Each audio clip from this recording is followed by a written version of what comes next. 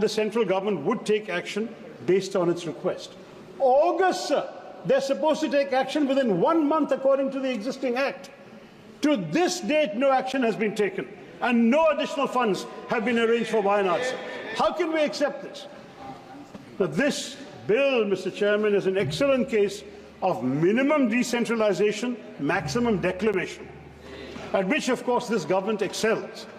Indeed, even one of the bill's better provisions is undermined by the government's refusal to walk the talk. I refer to the creation of separate urban disaster management authorities in state capitals and cities with municipal corporations, except Delhi and Chandigarh. This has been introduced to foster greater coordination than what is possible under the disaster management authorities in our big urban centres. But even while it takes a step which otherwise I would have applauded, the centre fails to provide for any necessary financial devolution, without which this measure will be toothless, sir. While the government appears to have recognized that district administrations across India should tackle emerging threats on their own terms and in line with local conditions, it has overlooked the dismal fact that in our country the total municipal expenditure accounts for barely 0.79% of GDP. Paise kahan hai?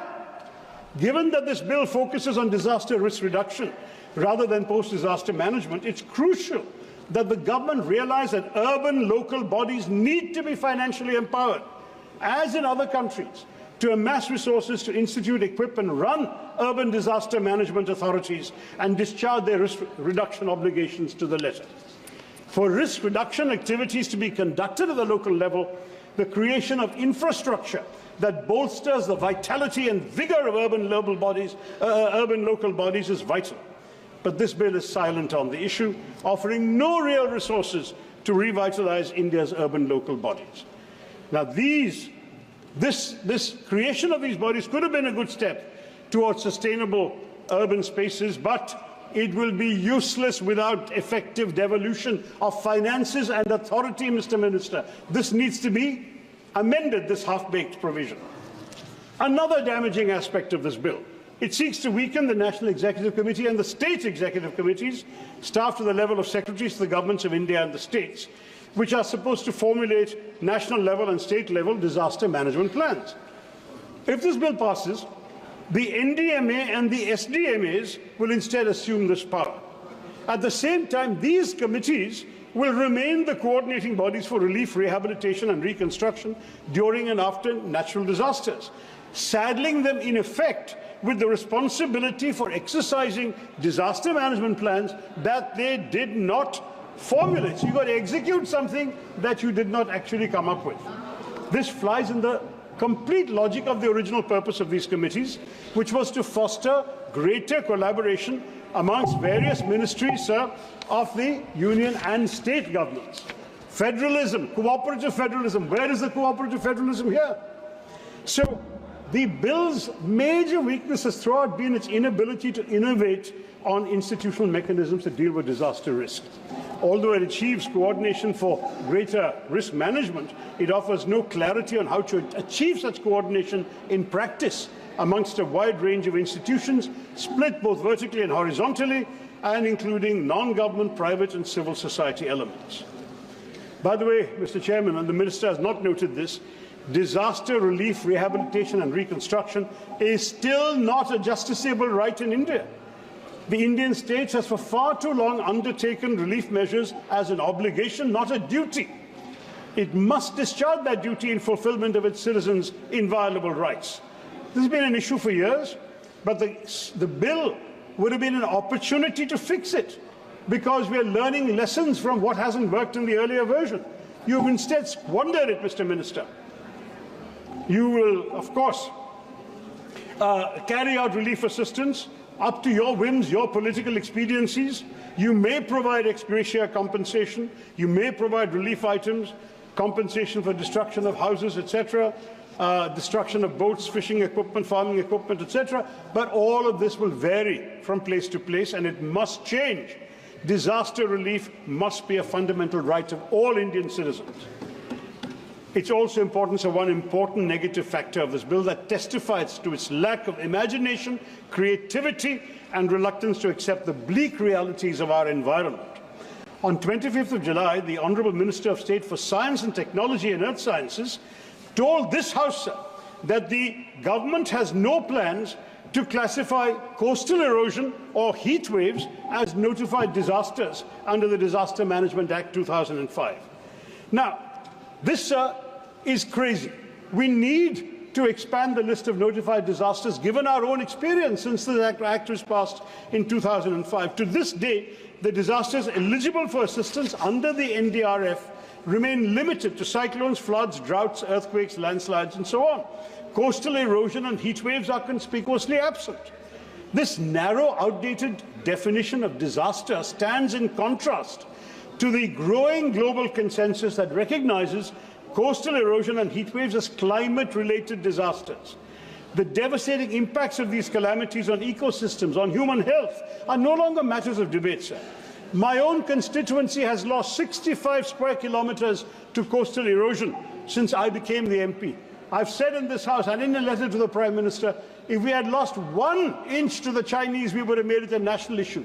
We have lost 65 kilometers to natural disasters. We don't seem to care. I'm sorry, sir.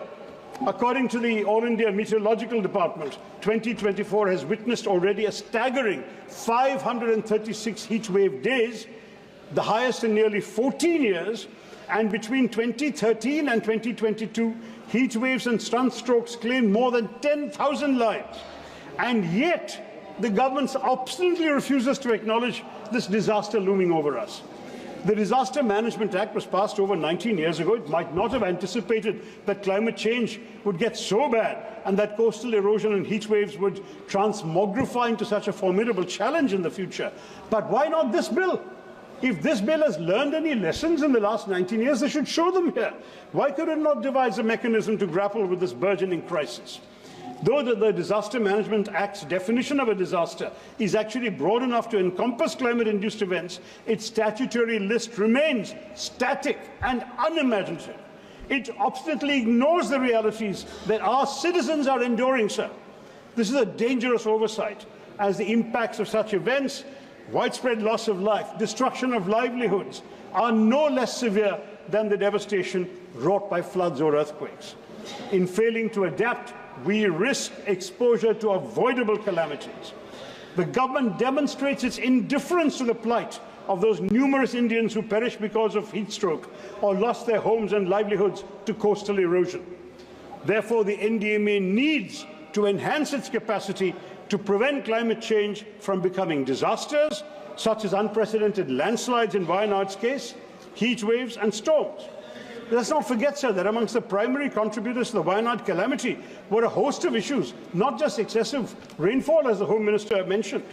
These were widespread deforestation, with 62% of Wayanad's forests having disappeared since 1950, ceaseless soil erosion, made more relentless by rainwater seeping into loose topsoil, which reduces soil cohesion and contributes to landslides, and soil piping, the formation of underground tunnels because of subsurface soil erosion. I won't go on, sir, but the fact I want to say very simply is that climate change is worsening the situation, especially with more flash floods and landslips being triggered by merciless, ruthless monsoons. With the warming of the Arabian Sea creating deep cloud systems which result in brief spells of ruthlessly intense rainfall, Kerala will be yet more vulnerable to landslides. We must take stock of these facts, uncomfortable though they may be, and seek to confront them head on, Mr. Chair. Sir.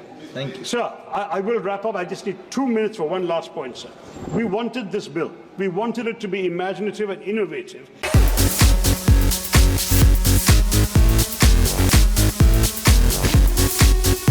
ഇതാണ് പഞ്ചഗവ്യ വിളക്ക്. പശുവിന്റെ ഗോമൂത്രം, ചാണകം, നെയ്യ്, പാല്, തൈര് എന്നിവ കൊണ്ട് ചേർത്ത് നിർമ്മിച്ച വിളക്കാണ് പഞ്ചഗവ്യ വിളക്ക്. ഒരു ഗണപതി ഹോമം ചെയ്യുന്നതിന് തുല്യമാണ് ഈ പഞ്ചഗവ്യ വിളക്ക് വീടുകളിൽ കത്തിച്ചു വെച്ചാലുള്ള ഗുണം. ഐശ്വര്യവും സമ്പദ് സമൃദ്ധിയും വീടുകളിൽ വന്നു ചേരുന്നതാണ്. നിങ്ങൾക്ക് ആവശ്യമായ പഞ്ചഗവ്യ വിളക്കും പഞ്ചഗവ്യ ധൂപത്തിരിയും ഓർഡർ ചെയ്യാവുന്നതാണ്. യാതൊരുവിധ കെമിക്കലുകളും ചേരാത്ത കർപ്പൂരം വാഗമൺ സ്പേസിൽ ഇവിടെ ലഭ്യമാണ്. ബന്ധപ്പെടേണ്ട നമ്പർ 7994007599 അല്ലെങ്കിൽ 9656417599.